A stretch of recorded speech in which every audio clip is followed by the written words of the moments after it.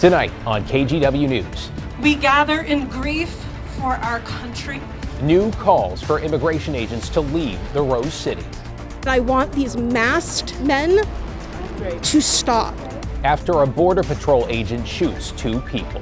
I understand Portlanders' fear and frustration. I believe there is legitimacy to that. What local police revealed about the connection between those injured and a notorious gang. Plus, new video recorded by an ICE agent gives us a new view of the moments before a Minnesota woman was shot and killed. That's fine, dude. I'm not mad at you. Then a warning from a state lawmaker who he says is now posing as utility workers. Stay alert on who comes to your door, because nowadays we just don't know. And later, an uphill battle in Atlanta as the Oregon Ducks take on top-ranked Indiana. It was a good run. Next year is going to be even better. I think we go all the way next year.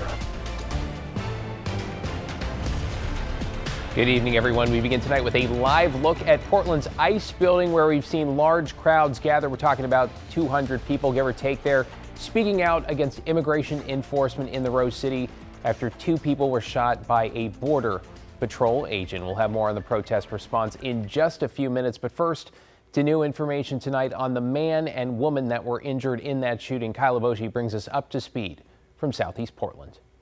So far, we haven't seen any video of the shooting or what led up to it. But earlier today, we did walk around the building and noticed a security camera pointed down at the parking lot, the scene of the shooting. Adventist Health confirms it received a subpoena from the FBI and turned over all relevant material. Investigators returned to the scene in Southeast Portland, where U.S. Border Patrol agent shot 2 people. Federal officials identified the shooting victims as Luis David Nico Mancada and Yorlenis Bezabeth Zambrano Contreras. Newly obtained video shows one of them injured following the shooting. So what happened? Shortly after 2 on Thursday afternoon, U.S. Border Patrol agents were conducting a targeted vehicle stop according to Homeland Security. After officers identified themselves, the driver attempted to run over the law enforcement agents, according to Homeland Security. An agent fired a shot into the vehicle. The shooting unfolded in the parking lot of an Adventist Health primary care center. There were so many people just sitting around, a lot of them in wheelchairs. Patients like Leonore LeBeau were kept inside on lockdown. To do something like that at a medical facility, that's as bad as doing it at a school, isn't it? The driver, injured in the shooting, drove off to an apartment complex not far away, near Northeast 146th and East Burnside. Portland police responded after the man called 911 for help. It looks like caller saying that he was shot twice by ICE and his wife was shot as well. Who was shot? The Department of Homeland Security said Mancada and Zambrano Contreras had both entered the U.S. illegally from Venezuela, and federal authorities claim they have ties to the Venezuelan gang Tren de Aragua. There is an association with the 2 folks yesterday and TDA. A fact confirmed by Portland Police Chief Bob Day. These 2 individuals are in stable condition. They are still hospitalized. They are in custody of the federal law enforcement. And what has been the reaction? State and local leaders demanded transparency in the FBI-led investigation. We know what the federal government says happened here. There was a time when we could take them at their word. That time is long past. Protesters gathered outside Portland City Hall Thursday night, with additional demonstrations planned for the weekend, following the latest in a string of shootings in the U.S. by federal agents enforcing an immigration crackdown. The parking lot and medical office remain closed. At this point, no update from the FBI on the timeline for this investigation. Kyle Aboshi, KGW News. Well, tonight, dozens of people gathered for a vigil not far from the shooting site, while others went to the ICE facility in South Portland to protest not only over this incident, but the Trump administration's broader policies and its tactics. That's where we find Alma McCarty tonight. Alma, I just want to warn our viewers, we have heard some explicit language behind you in the last few minutes. Our apologies for that. What are you seeing right now? Yeah, David, I know that this group is very vocal. Obviously, they are understandably upset over what has happened this week. I would say that the size of the crowd is probably double what we saw last night at the same time. Oh, now they seem to be running. Not entirely sure what has happened. It seems that some of the federal agents have maybe exited the building.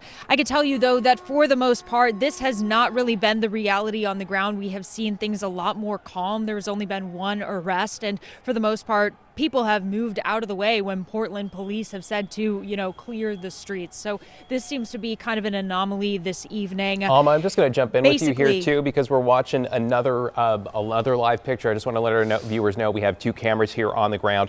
So as you mentioned, in fact, there are agents who have, it seems, exited the building or have come into the street.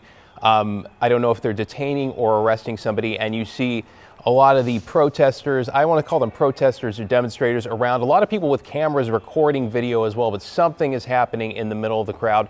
But you did say about maybe 200 people, your estimate of the crowd. Is this fairly typical? I mean, we haven't seen scenes like this, I want to say, since late last summer when protests here were at its peak. But is this how things sort of play out on the ground there, where something happens on the street and then agents come out of the building? Just walk us through that a little bit. Yeah, I will say that from the perspective of being here yesterday, things always really pick up when the agents exit the building. When they open those gates and they let cars in and out, there's of course more people who are being vocal about what they are feeling, what they are dealing with. I will say I did not see this kind of action, this kind of activity yesterday. Like you said, this is something that we did see a good bit of earlier this summer. We haven't seen that many folks on the roof. It sounds from the distance that I'm at that they are using some sort of munitions against some of the protesters. I cannot be certain of that, but I will say anytime they open those gates, there is going to be some sort of an escalation in activity. Yeah, we're looking at a picture of one agent sort of on the roof up there holding what looks like some sort of firearm. I'm not sure what that is there. And the gates, as you mentioned, are open. You hear car horns in the street. You see a lot of people there, some wearing goggles. Someone just threw something into the gate. I'm not sure what that was, but that might provoke some sort of response. You see people wearing hats, helmets, a few costumes here, but this is I don't want to say understandably, but this is significantly more, I would say, confrontational than we have seen in the past. Of course, the atmosphere, not only with the shooting yesterday in Southeast Portland, but the killing of a 37-year-old woman in Minneapolis by an ICE agent as well earlier in the week. And understandably, people are upset and they are back on the streets. And this is the flashpoint, for better or worse. Alma, as we continue to look at these live pictures, I understand you went to a vigil across town tonight too. Tell us a little bit about that.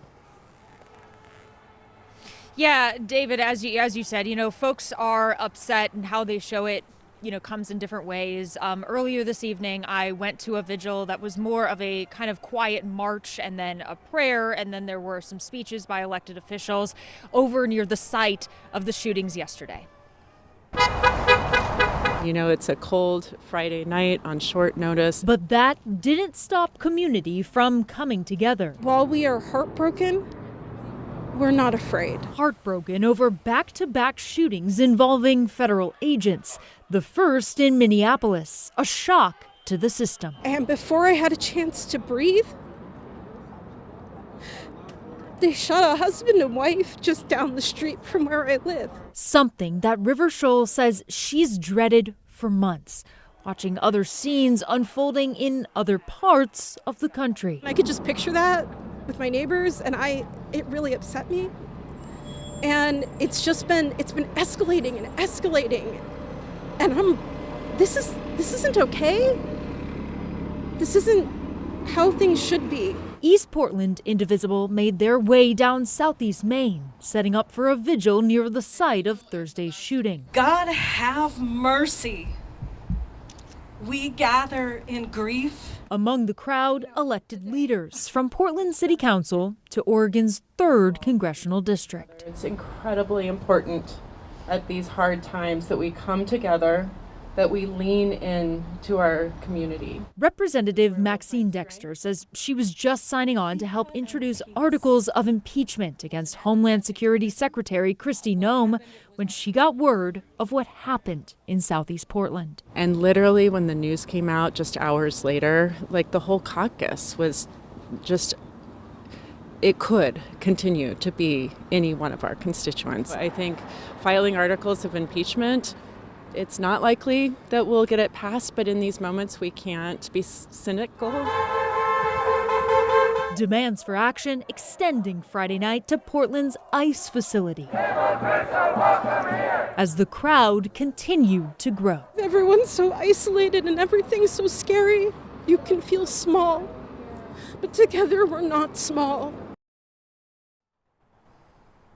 Well, last night, Portland police tell us that there were 6 arrests at the ICE facility. That includes the very well-known Portland Frog, who was specifically arrested for disorderly conduct in the second degree and interfering with a peace officer. At this time, Portland police say that there has been 1 arrest. However, we are not sure of the charges at this point. David, we will keep you updated on the scene out here. Yeah, we can just hope that the crowd out there remains largely calm and peaceful insofar as much as possible. Thanks, Alma. I appreciate your reporting there. Meanwhile, state Republicans are weighing in on the shooting, and as you might imagine, they're taking a bit of a different stance than some of their Democratic colleagues. GOP House and Senate leaders issuing a joint statement today, summing up a situation as, quote, law enforcement attempting to remove dangerous gang members from our streets turned into a life-threatening situation. Senator Bruce Starr, Representative Lucetta Elmer, adding, it is deeply irresponsible for elected officials to immediately politicize an active investigation, delegitimize law enforcement, and inflame fear by suggesting federal agents are acting as some kind of secret police, end quote. We've also been getting new reaction this evening from neighbors at the apartment complex where the suspects and victims right now, because they're both drove after they were shot. We heard mixed reactions. Some people are upset, some are fearful since this happened so close to home. This is on East Burnside and 146. One woman who says she knew the couple described them as friendly to Blair Best. How long have they lived here? I would say like less than a year. Oh, I just know that they're pretty family oriented, you know, they big family and they just seem nice. There's been reports that they were part of a gang. I've never seen any gang activity, honestly. Like I said, they're pretty family oriented. Once again today, the Portland Police Chief confirmed that 2 people shot are suspected of having gang connections. Stay with KGW for continuing coverage of the shooting. We have much more now on KGW.com, including a profile of the Tren de Aragua gang and its activities in the U.S., as well as a closer look at how this FBI investigation will work. Meanwhile, new video is giving us a different view of the deadly ICE shooting in Minneapolis. A warning. You will hear the shooting itself, but you will not see the driver, Renee Good, being hit. This video was actually recorded by the ICE officer who opened fire. Take a look. You want to come at us? You want to come at us? I say go get yourself some lunch, big boy. Go ahead. Out of the car. Get out of the car. Get out of the car. Whoa! Calls to get out of the car and then shots fired there. Vice President J.D. Vance tonight saying this new video supports the ICE officer's response, but the victim's neighbors have a different perspective. The reason this woman is dead is because she tried to ram somebody with her car and that guy acted in self-defense. That is why she lost her life, and that is the tragedy. It takes 2 seconds for them to decide to end a human life, and then to demonize her at the moment that they have just shot her. Well, an important distinction between this shooting and the one in Portland, Minnesota. Good, who was not the subject of a targeted immigration stop. Federal officials say the 2 people shot in Portland were their intended targets.